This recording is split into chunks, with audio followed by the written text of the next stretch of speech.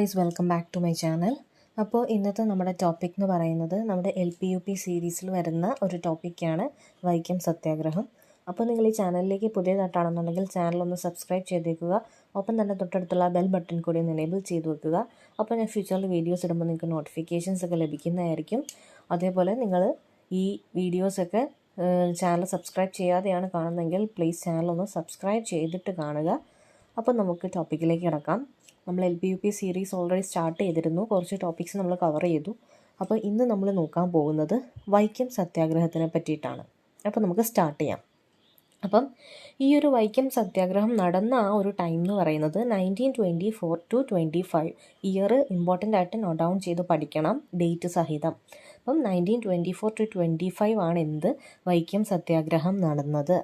അതിൽ correct exact date പറയുവാണെങ്കിൽ 1924 March 30 ആണ് വൈക്കം സത്യാഗ്രഹം സ്റ്റാർട്ടായത്. ഏകദേശം 603 ദിവസത്തോളം നീണ്ടു നിന്ന ഒരു സത്യാഗ്രഹമായിരുന്നു എന്ത് ഈ ഒരു വൈക്കം സത്യാഗ്രഹം എന്ന് പറയുന്നത്. അപ്പോൾ ഈ ഒരു ഡേറ്റ് ക്വസ്റ്റ്യൻസ് എപ്പോഴും ചോദിക്കാറുള്ളതാണ്, ഓർത്തിരിക്കുക. ഓക്കെ, ഇനി അയിത്തോച്ചാടനത്തിനായി കേരളത്തിൽ നടന്ന ഫസ്റ്റ് സംഘടിത പ്രക്ഷോഭം. അപ്പോൾ ഈ ഒരു അയിത്തം ഇതിനൊക്കെ എതിരെ നമ്മുടെ കേരളത്തിൽ ഏറ്റവും ആദ്യമായിട്ട് നടന്ന ഒരു സത്യാഗ്രഹം ഇല്ലെങ്കിൽ പ്രക്ഷോഭമാണ് എന്ത് വൈക്കം സത്യാഗ്രഹം. സംഘടിത പ്രക്ഷോഭം ഓർത്തിരുന്നോണം. നമ്മുടെ കേരളത്തിൽ ഈ അയിത്തം അങ്ങനെയുള്ള കാര്യങ്ങൾക്കൊക്കെ എതിരെ ഏറ്റവും ആദ്യമായിട്ട് നടന്ന സംഘടിത പ്രക്ഷോഭമാണ് ഈ പറഞ്ഞ വൈക്കം സത്യാഗ്രഹം. ഓക്കെ, ഇനി ഈ ഒരു വൈക്കം സത്യാഗ്രഹത്തിൻ്റെ ലക്ഷ്യം എന്തായിരുന്നു ചോദിച്ചാൽ, വൈക്കം മഹാദേവ ക്ഷേത്രത്തിൻ്റെ പരിസരത്തൂടെ അവർണർക്ക് നടക്കാനുള്ള അവകാശം ലംഘിച്ചിരുന്നു ആ ഒരു കാലഘട്ടത്തിൽ.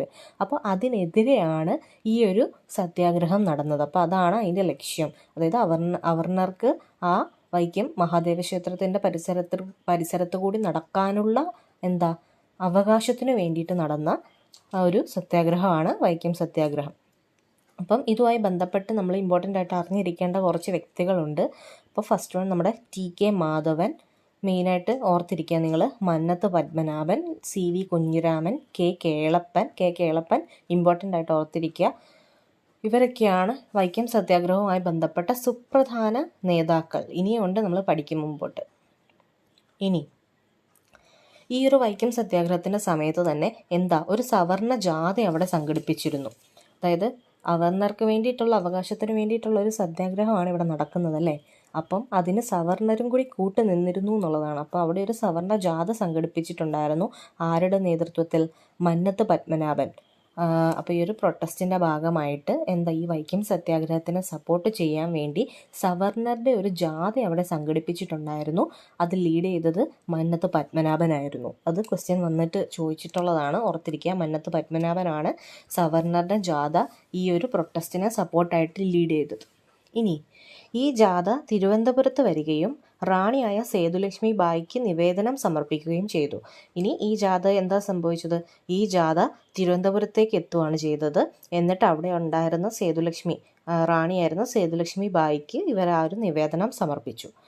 പിന്നെ അതിനുശേഷം 1925 മഹാത്മാഗാന്ധിയുടെ നേതൃത്വത്തിൽ സത്യാഗ്രഹം വിജയകരമായി അവിടെ അവസാനിക്കുകയാണ് ചെയ്യുന്നത്. നമ്മൾ സ്റ്റാർട്ട് എന്നാന്ന് പറഞ്ഞത് 1924 എന്നായിരുന്നു ഡേറ്റ്? 1924 മാർച്ച് 30 അല്ലേ. 1924 മാർച്ച് 30 ആയിരുന്നു സ്റ്റാർട്ടായത്.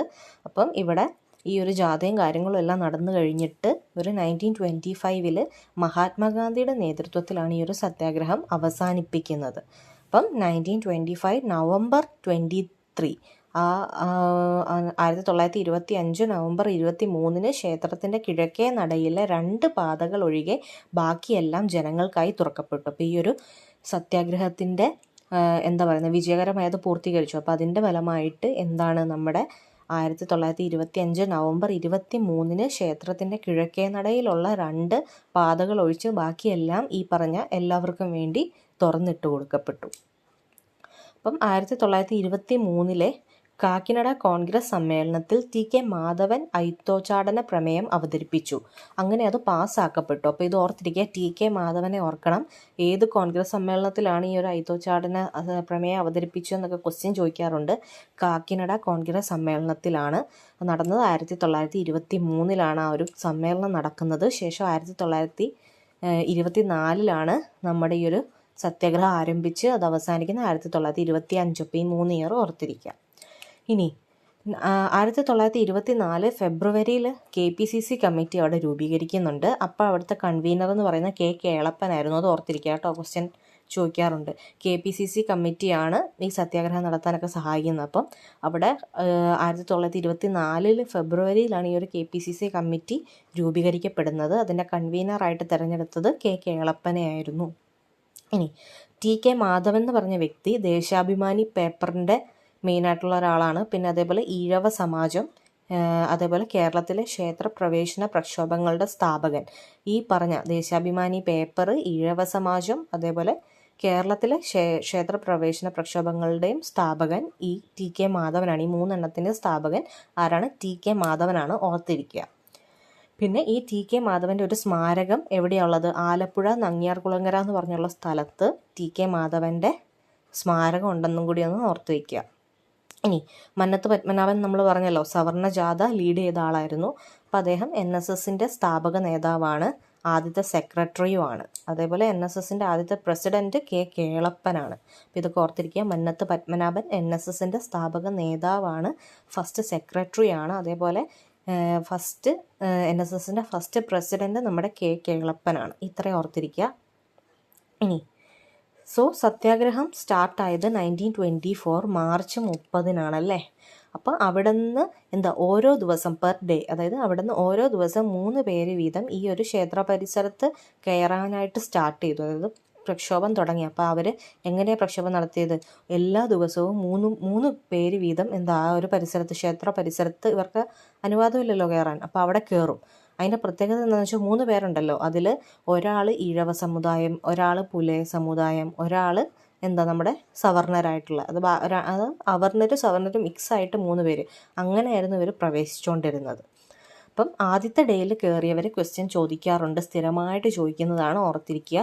കുഞ്ഞാപ്പി, പുലയ സമുദായത്തിൽ നിന്നുള്ള കുഞ്ഞാപ്പി, പിന്നെ അതുപോലെ ബാഹുലയൻ, ഈഴവ സമുദായത്തിൽ നിന്നുള്ള ബാഹുലയൻ, പിന്നെ ഗോവിന്ദ പണിക്കർ നായർ സമുദായത്തിൽ നിന്നുള്ള, ഇവർ 3 പേരുമാണ് ആദ്യത്തെ ദിവസം ഈ ഒരു പ്രൊട്ടസ്റ്റ് സ്റ്റാർട്ട് ചെയ്ത് ഫസ്റ്റ് ഡേ ആ ഒരു ഏരിയയിലേക്ക് കടന്നു ചെന്നത്, ഇല്ലെങ്കിൽ കയറിയത്. അപ്പം വൈക്കം സത്യാഗ്രഹ ആശ്രമമായി ഉപയോഗിച്ചത് ശ്രീനാരായണ ഗുരുവിൻ്റെ മഠമായിരുന്നു, വെല്ലൂർ മഠം. അതും ക്വസ്റ്റ്യൻ ചോദിക്കാറുള്ളതാണ്. വെല്ലൂർ മഠം ഓർത്തിരിക്കുക. ആദ്യമായിട്ട് കയറിയ 3 പേരുടെ പേരും ഇമ്പോർട്ടൻ്റ് ആയിട്ട് ഓർത്തിരിക്കുക. ഇനി 1924 സെപ്റ്റംബർ 27-നാണ് ഗുരു ഇവിടെ സന്ദർശിക്കുന്നത്. സത്യാഗ്രഹത്തിൽ പങ്കെടുത്ത ഗുരുവിൻ്റെ ശിഷ്യന്മാർ, അപ്പം ഈ നമ്മുടെ ഗുരു ശ്രീനാരായണ ഗുരുവിൻ്റെ ശിഷ്യന്മാരും ഈ സത്യാഗ്രഹത്തിൽ പങ്കെടുക്കുകയുണ്ടായി. അത് ആരാന്ന് ക്വസ്റ്റ്യൻ ചോദിച്ചിട്ടുണ്ട്. സ്വാമി സത്യവ്രതനും കൊട്ടുകോയ്ക്കൽ വേലായുധൻ, ഈ 2 പേരാണ്, സ്വാമി സത്യവ്രതനും കൊട്ടുകോയ്ക്കൽ വേലായുധൻ. അതൊന്ന് ഓർത്തിരിക്കുക, അവരുടെ പേര്, ശിഷ്യന്മാരുടെ പേര്. ഇനി തമിഴ്നാട്ടിൽ നിന്ന് വൈക്കം സത്യാഗ്രഹത്തിൽ പങ്കെടുത്തത് ആരായിരുന്നു എന്ന് ക്വസ്റ്റ്യൻ ഒരുപാട് കണ്ടിട്ടുണ്ട്. EV രാമസ്വാമി നായ്ക്കറാണ്. അദ്ദേഹത്തിന് വൈക്കം വീരർ എന്നും വൈക്കം ഹീറോ എന്നും പെരിയോർ എന്നും ഒക്കെ അറിയപ്പെടുന്ന ഒരു വ്യക്തിയാണ് EV രാമസ്വാമി നായ്ക്കർ.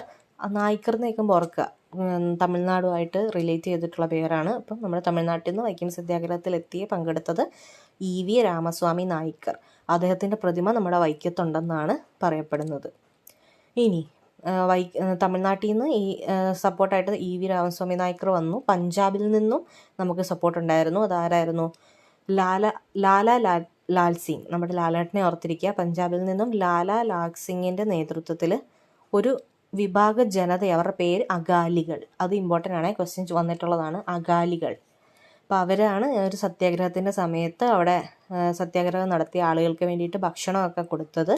പിന്നെ അത് ഗാന്ധിജിയുടെ നേതൃത്വത്തിൽ അവരെ അങ്ങനെയൊന്നും ഫുഡൊന്നും കൊടുക്കണ്ട എന്നുള്ള രീതിയിൽ അവരെ തിരിച്ച് പറഞ്ഞയക്കുകയാണ് ചെയ്തത്.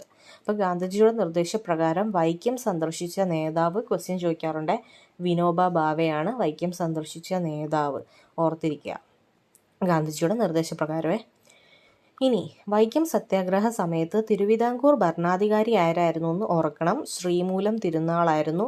വൈക്കം സത്യാഗ്രഹം സ്റ്റാർട്ട് ചെയ്ത സമയത്ത് ശ്രീമൂലം തിരുനാളായിരുന്നു. പിന്നെ അതിന് ശേഷമാണ് നമ്മുടെ റാണി സേതുലക്ഷ്മി ബായിലേക്ക് എത്തുന്നത്, അത് തീരാറാവുന്ന സമയത്ത്.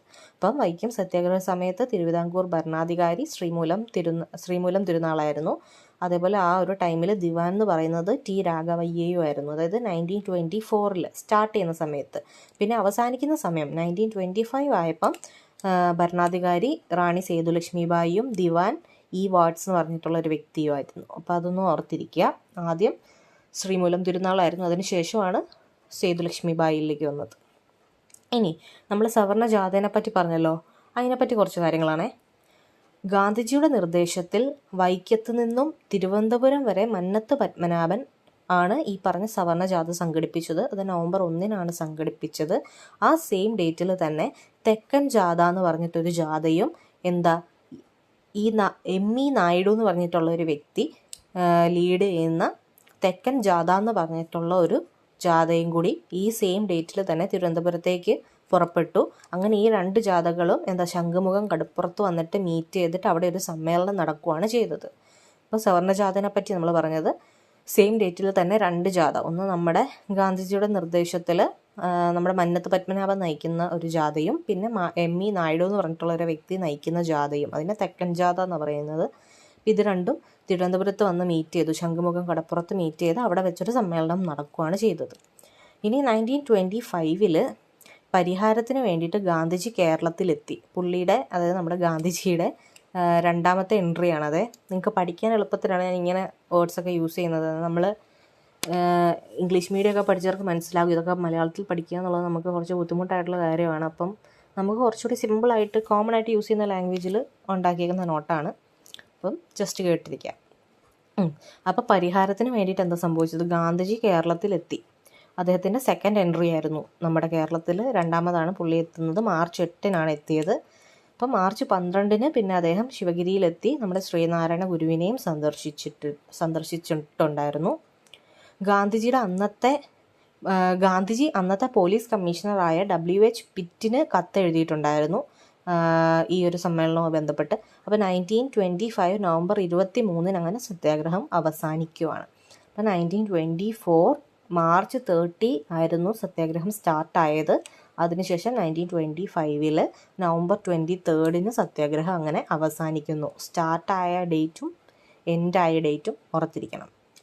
ഇനി സവർണ ജാഥയ്ക്ക് അവിടെ ഒരു പ്ലക്കാർഡ് ഉണ്ടായിരുന്നു. അതിൽ എഴുതിയിരുന്നത് സഞ്ചാര സ്വാതന്ത്ര്യം എല്ലാ പൗരന്മാരുടെയും അവകാശമാണെന്നുള്ള മുദ്രാവാക്യത്തിലായിരുന്നു ആ ഒരു ജാഥ സംഘടിപ്പിച്ചിരുന്നത്. പിന്നെ വൈക്കം സത്യാഗ്രഹവും ഗാന്ധിയും എന്ന ബുക്ക് ആരുടെയാണെന്ന് ക്വസ്റ്റ്യൻ വന്നിട്ടുണ്ട്. ടി കെ രവീന്ദ്രൻ എഴുതിയ ബുക്കാണ് വൈക്കം സത്യാഗ്രഹവും ഗാന്ധിയും. അപ്പോൾ ഇത്രയൊക്കെയാണ് LP UP അതേപോലെ തന്നെ PSCക്ക് പഠിക്കുന്നവർക്കാണെന്നുണ്ടെങ്കിലും നമ്മുടെ ഈ ഒരു വൈക്കം സത്യാഗ്രഹത്തിനെ പറ്റിയിട്ട് പഠിച്ചിരിക്കേണ്ട മെയിൻ പോയിൻറ്റ്സ് നിങ്ങൾക്ക് ക്ലിയർ ആയെന്ന് വിചാരിക്കുന്നു. നിങ്ങൾക്ക് ഈ വീഡിയോ യൂസ്ഫുള്ളായി തോന്നിയിട്ടുണ്ടെങ്കിൽ ഉറപ്പായും നിങ്ങളുടെ ഫ്രണ്ട്സിനും കൂടി ഒന്ന് ഷെയർ ചെയ്ത് കൊടുക്കണം. നിങ്ങളും ഈ വീഡിയോ ഒന്ന് ലൈക്ക് ചെയ്യണം. അതുപോലെ നിങ്ങൾ ഈ വീഡിയോസൊക്കെ കാണുന്നത് ഈ ഒരു ചാനൽ സബ്സ്ക്രൈബ് ചെയ്യാതെയാണെന്നുണ്ടെങ്കിൽ പ്ലീസ് ചാനലും കൂടി ഒന്ന് സബ്സ്ക്രൈബ് ചെയ്തിട്ട് വീഡിയോസ് കാണുക. നമ്മുടെ ചാനലിൽ ഒരു 90% സബ്സ്ക്രൈബേഴ്സും നമ്മുടെ വീഡിയോസ് കാണുന്നത് ഈ ഒരു ചാനൽ സബ്സ്ക്രൈബ് ചെയ്യാതെയാണ്. അപ്പോൾ നിങ്ങൾ ചാനൽ ഒന്ന് സബ്സ്ക്രൈബ് ചെയ്യുക. അടുത്തൊരു വീഡിയോയിൽ ഇതേപോലെ യൂസ്ഫുൾ ആയിട്ടുള്ള നോട്ട്സും ഇല്ലെങ്കിൽ എന്തെങ്കിലുമൊക്കെ വീഡിയോസ് ഞാൻ അപ്ലോഡ് ചെയ്യുന്നതായിരിക്കും. LP UP സീരീസ് നമ്മൾ എന്തായാലും കണ്ടിന്യൂ ചെയ്യുന്നുണ്ട്. അല്ലാതെ അതിൻ്റെ ഇടയ്ക്ക് B.Ed.ഉമായിട്ട് റിലേറ്റ് ചെയ്ത വീഡിയോസും അതേപോലെ PG ലെവൽ ബോട്ടണി അതുപോലത്തെ ബയോളജി റിലേറ്റഡ് ആയിട്ടുള്ള ടോപ്പിക്സും ചെയ്യുന്നതായിരിക്കും. അപ്പോൾ നിങ്ങൾക്ക് വീഡിയോ യൂസ്ഫുൾ ആയെന്ന് വിചാരിക്കുന്നു. അപ്പോൾ അടുത്ത വീഡിയോയിൽ കാണുന്നവരേക്കും എല്ലാവർക്കും ബൈ.